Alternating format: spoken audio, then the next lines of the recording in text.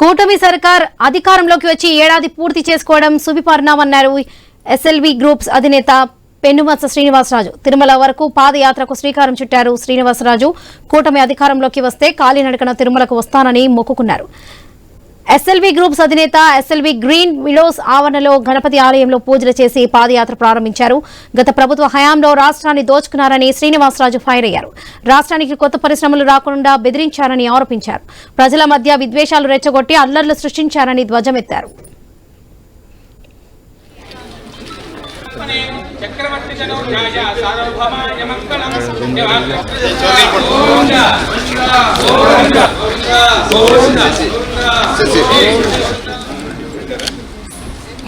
ఈరోజు ఎస్ఎల్వి రాజు గారు 2వ సంవత్సరం చంద్రబాబు నాయుడు గారు ముఖ్యమంత్రిగా ప్రమాణ స్వీకారం చేయాలి, ఆయన పరిపాలనలో రాష్ట్రం అభివృద్ధి చెందాలి అని చెప్పి మరి ఆ వెంకటేశ్వర స్వామిని మొక్కుకుని ఈ 5 సంవత్సరాలు మరి సంవత్సరానికి ఒకసారి ఇక్కడి నుంచి పాదయాత్రగా నడిచి తిరుమల కొండకు చేరుకొని ఆ వెంకటేశ్వర స్వామిని దర్శించుకొని మొక్కులు చెల్లించుకునే విధంగా ఈ 2వ దఫ యాత్ర ఈరోజు ప్రారంభమవుతున్న సందర్భంగా ఆయన క్షేమంగా వెళ్ళి ఆ వెంకటేశ్వర స్వామిని దర్శించుకొని మొక్కులు చెల్లించుకొని మళ్ళీ క్షేమంగా రావాలని మనస్ఫూర్తిగా కోరుకుంటూ మరి చంద్రబాబు నాయుడు గారి పరిపాలనలో రాష్ట్రం అభివృద్ధి చెందాలా, నిత్యం రాష్ట్ర అభివృద్ధి కోసం ప్రజల సంక్షేమం కోసం పాటుపడే నాయకుడి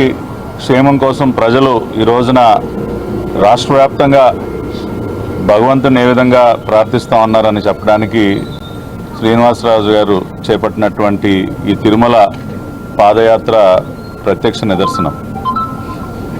దాదాపు 4 దశాబ్దాలకు పైబడి ఆయన రాజకీయ జీవితంలో నారా చంద్రబాబు నాయుడు గారు ప్రతినిత్యం కూడా ఒక విజన్తో రాష్ట్రాన్ని ఏ విధంగా ముందుకు తీసుకెళ్ళాలి, రాష్ట్రంలో నివసిస్తున్నటువంటి ప్రజల యొక్క స్థితిగతులను ఏ విధంగా మెరుగుపరచాలి అని అనేక రకాలైనటువంటి వినూత్నమైనటువంటి ఆలోచనలతో ఆయన గత 4 దశాబ్దాలుగా అధికారంలో ఉన్నా లేకపోయినా కూడా ప్రజాక్షేమం కోసం ఆయన చేపట్టినటువంటి అనేక కార్యక్రమాలు మనందరికీ తెలుసు.